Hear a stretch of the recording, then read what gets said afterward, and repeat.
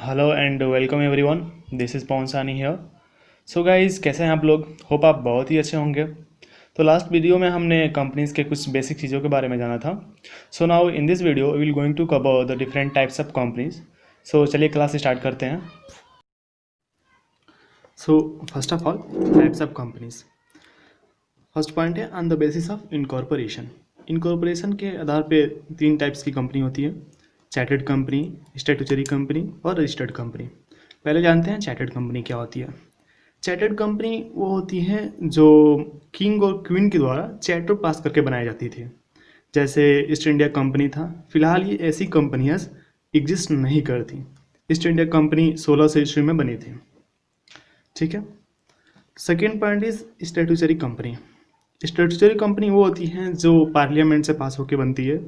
इनका एक special act होता है, लाइक आरबीआई है, एलआईसी है, स्टेट फाइनेंस कॉरपोरेशन है। आरबीआई एक्ट 1934 है, RBI act 1934।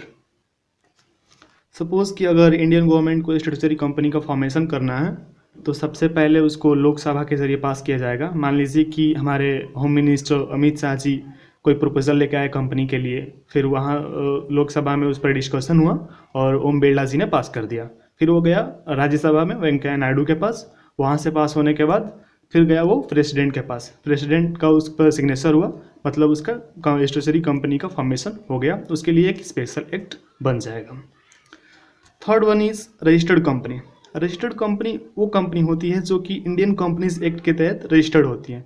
Like Indian companies act 1956 हो, या फिर इंडियन कंपनीज एक्ट 2013 हो, या फिर इससे पहले भी जो भी कंपनी ला हो उसके द्वारा ये रजिस्टर्ड हो कंपनी, तो उसे रजिस्टर्ड कंपनी कहेंगे। होप आपको ये तीनों चीज़ें समझ में आ रही होंगी। चलते हैं अब next. So next is on the basis of liabilities. Liabilities के बेसिस पे टू टाइप्स की कंपनीज होती हैं।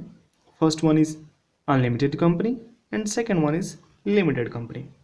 तो सर ये अनलिमिटेड कंपनी क्या होती है?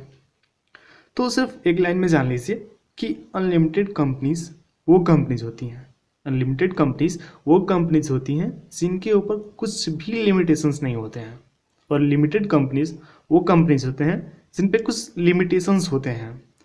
इनके टू टाइप्स के कंपनीज हैं, like limited by guarantees company हो जाएगी, limited by share company. Limited by guarantee का लिमिटेशंस तभी एराइज होते हैं, रिस्पॉन्सिबिलिटीज इसकी तभी एराइज होती हैं जब इस कंपनीज का वाइंडिंग ऑफ हो रहा हो। लाइक कि मैंने किसी कंपनीज को गारंटी दी कि इस कंपनीज के वाइंडिंग अप के टाइम में 5 लाख दूंगा, तो जब उस कंपनी का वाइंडिंग अप होगा तो मुझे 5 लाख देना ही होगा। और लिमिटेड बाई शेयर्स का मतलब होता है कि किसी भी बंदे के पास, किसी भी मेंबर्स के पास अगर उस कंपनीज के जितने शेयर हैं उसकी फेस वैल्यू जितनी है उतनी ही उसकी लायबिलिटीज़ होगी। सपोज करिए कि किसी कंपनीज का एक शेयर है जो 100 रुपये का है और मैंने 10 शेयर रखे हैं। तो जब कंपनी को ज़रूरत होगी या फिर कंपनीज के वाइंडिंग अप होगा, कभी भी जब कंपनी को ज़रूरत पड़ेगी तो हमसे 10 शेयर का एक शेयर का 100 रुपया, 1000 रुपया हमसे लिया जाएगा। Limited by share company two types की हो सकती हैं। First one is private company और पब्लिक कंपनी। सब प्राइवेट कंपनी क्या होती है और पब्लिक कंपनी क्या होती है? प्राइवेट कंपनीज वो कंपनीज होती हैं जिनके ऊपर ये 3 रेस्ट्रिक्शंस होते हैं, लाइक RLP। आर से रेस्ट्रिक्शन, एल से लिमिटेशन, पी से प्रोहिबिशन। रेस्ट्रिक्शन होता है ट्रांसफर ऑफ शेयर पे, मतलब प्राइवेट कंपनी अपने शेयर को ट्रांसफ़र नहीं कर सकती। और लिमिटेशन होता है नंबर ऑफ मेंबर्स पर, मतलब जो प्राइवेट कंपनी के मेंबर्स है वो लिमिटेड है, मिनिमम 2 और maximum 200। Third one is prohibition, मतलब प्राइवेट कंपनी को प्रोहिबिटेड है कि वो पब्लिक इशू नहीं करेगी। सो अब पब्लिक कंपनी क्या होती है? तो सर पब्लिक कंपनीज वो होती हैं जिनके ऊपर तीनों ये रिस्ट्रिक्शंस नहीं होते हैं। लाइक ये अपने शेयर्स को ट्रांसफ़र कर सकती हैं, इनके मेंबर्स 200 से अधिक भी हो सकते हैं, और ये पब्लिक इशू भी कर सकती हैं। अगर पब्लिक कंपनी को फर्दर डिवाइड करें, first one is listed company, second is unlisted company. तो सर ये लिस्टेड और अनलिस्टेड कंपनी क्या होती हैं?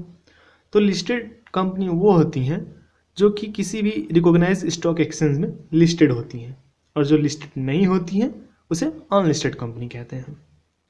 और इन प्राइवेट कंपनीज और पब्लिक कंपनीज के नाम में भी डिफरेंस आता है कि प्राइवेट कंपनीज अपने नाम के अंत में, नाम के एंड में प्राइवेट लिमिटेड यूज़ करती हैं और पब्लिक कंपनी सिर्फ लिमिटेड यूज़ करती हैं।